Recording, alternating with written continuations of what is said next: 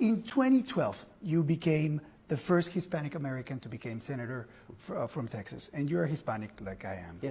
What do you think is the most pressing event in the Latin American life, in the Hispanic life today? What's pressing the Latinos the most? Look, I think the Hispanic community, like all other Americans, are interested in the same things. Are interested in number one, jobs. I can tell you in the state of Texas, there are 30 million Texans that I have the great privilege of representing. The top priority I hear from Texans is jobs. That Texans want more jobs, we want higher wages, you want better opportunity to provide for your kids, to provide for your family. So I'd put jobs number one, and then I'd say freedom and security. We want to be free. We want to have our rights protected. We want free speech. We want religious liberty. We want the Second Amendment, the right to protect our families and keep our children safe. You know, one of the most disturbing things we've seen over the last 2.5 years under the Biden administration is crime rates skyrocketing, murder rates skyrocketing, carjacking rates skyrocketing. The Hispanic community, like everyone else, wants their family to have a safe and prosperous environment. And you say jobs and the economy is the most important thing. But for many of us, for many Latinos, it's becoming harder to have education, to put food on the table, to buy a house. And it seems that the American dream is fading away. Who's responsible for that? Well, I think we've seen really bad policies in Washington over the last 2.5 years that have made life much harder. You know, what you were just talking about there, inflation. Inflation is galloping out of control. And that is the direct result of bad policy, of stupid policy passed here in Washington. When the Democrats had control of the White House and both houses of Congress, they spent trillions and trillions of dollars we didn't have. And many of us, myself included, stood up and said, look, if you run the printing presses and you print trillions of dollars that we don't have, if you borrow money from China to spend money we don't have, the result is going to be inflation. That's what happens every time the government does that. You see inflation take off. And Joe Biden and the Democrats didn't care. They said, no, don't worry about it, it'll be fine.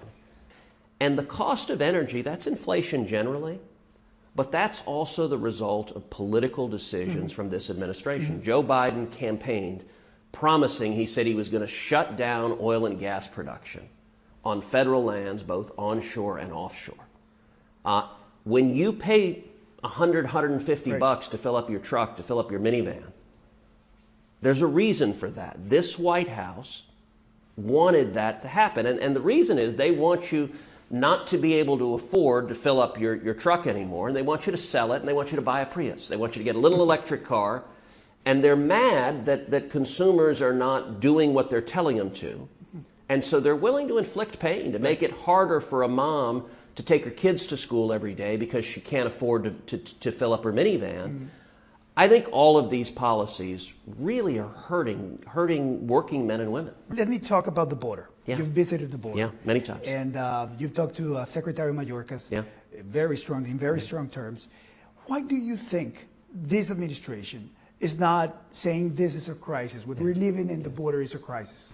Look, I got to say it's politics. And it's politics that I think is really cruel and heartless. When you go down to the border and you see it, nobody can defend what's happening. You can't see the human misery that is playing out at our southern border and defend it. It used to be, look, immigration arguments have always been emotional. And it used to be Democrats would say they're the party of compassion. They want to be humane. You can't defend what is happening today at our southern border and call it compassionate or humane.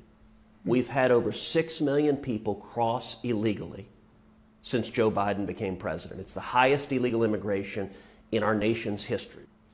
And I've been out on the Rio Grande River. I've seen a dead body floating of an immigrant who tried to swim and didn't make it and died. That is happening day after day after day.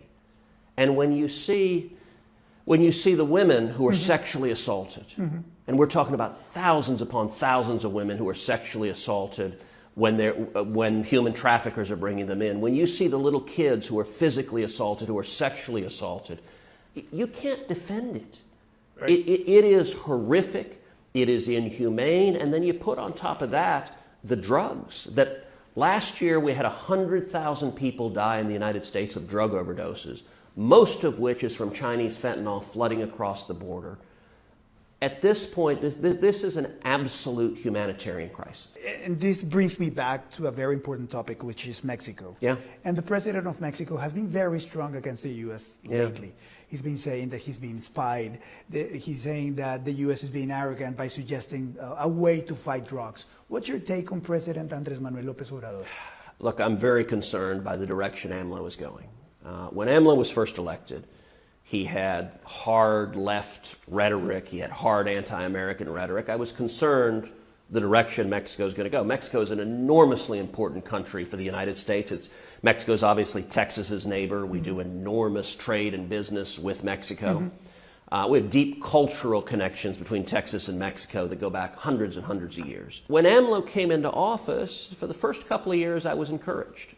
I think the way he governed was not nearly as bad as his rhetoric suggested. A big part of that, I believe, was Donald Trump as president. AMLO, I think, is a bully, and bullies don't respect weakness. They only respect strength. I think AMLO was scared of Donald Trump. And, you know, you talk about the Remain in Mexico agreement. AMLO agreed to that with Trump. He didn't want to, but he was scared that Trump threatened to put a tariff on everything coming out of Mexico if he didn't agree. And that brought AMLO to the negotiating table, and he agreed. He agreed to put 6,000 Mexican soldiers on their southern border. Obviously, the Mexican southern border is much smaller than our southern border. Let me talk about today's news. This is very important. The Wall Street Journal reported today that an IRS supervisor has told lawmakers like you that he has information that the Hunter Biden investigation is being mishandled. What's your take on that? I think it is a bombshell revelation. This supervisor is a career employee at the IRS, is coming forward, is asking for whistleblower protection because this person, he or she, is afraid that they'll be retaliated against by the Biden administration. And I think there needs to be a serious and transparent investigation. I do every week a podcast. It's called Verdict with Ted Cruz, and we do it Monday, Wednesday, and Friday. When we launched it, it became the #1 ranked podcast in the world. We've had over 50 million downloads, and actually my last podcast that came out on Wednesday of this week discusses this issue in great depth. When it comes to Hunter Biden, we now have evidence that up to 9 members of the Biden family received payments, and many of them direct payments from China and from the Chinese Communist government. Millions of dollars of payments, 9 total members of the family, as part of the business dealings that Hunter Biden was doing in China, essentially selling access to his father when his father was vice president and afterwards.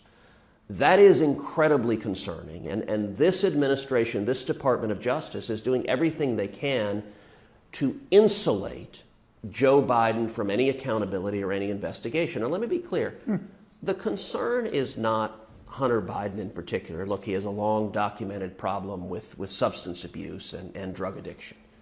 And the White House is trying to spin, well, he's just a troubled son who struggles with addiction, and all of us have family members who face substance abuse issues. That's tragic and all too understandable. But that's not why it is a public concern. What's a public concern is whether Joe Biden, as president or vice president, was selling access and selling decisions, was engaged in actual corruption.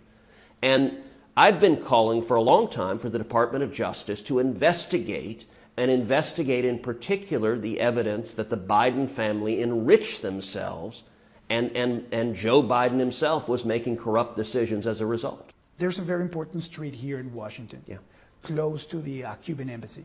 And you've introduced a bipartisan bill to name it Osvaldo Paya Way. Why is this important for you? Why is it important for the community? So I think there's enormous power to shining a light on dissidents. Tyrannies like to pretend they're really strong. They like to pretend that nothing can shake them.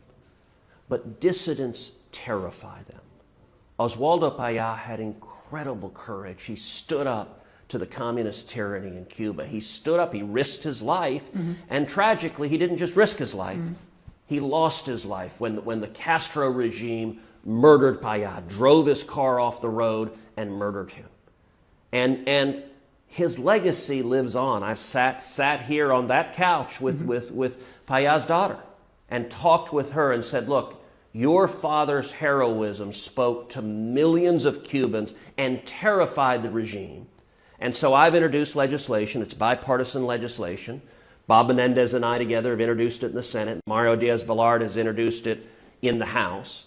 And it is to rename the street in front of the Cuban embassy Right. Oswaldo Payá Way. And the reason for that is there is power to shining a light and speaking truth. And on some level you may say, well, a street sign's not that consequential. Except for the fact that if you want to write the embassy, you have to write his name. We're here in my office. You can see here is a painting of Reagan in front of the Brandenburg Gate in Berlin. And up top in German are the words, tear down this wall, in the style of the graffiti. And I think those are the most important words uttered by any leader in modern times.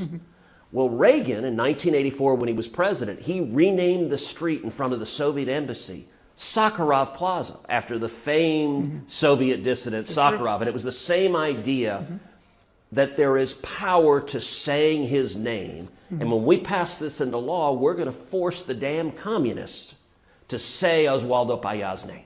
Senator, thank you very much for having the time to talk to us. It's great to be with you.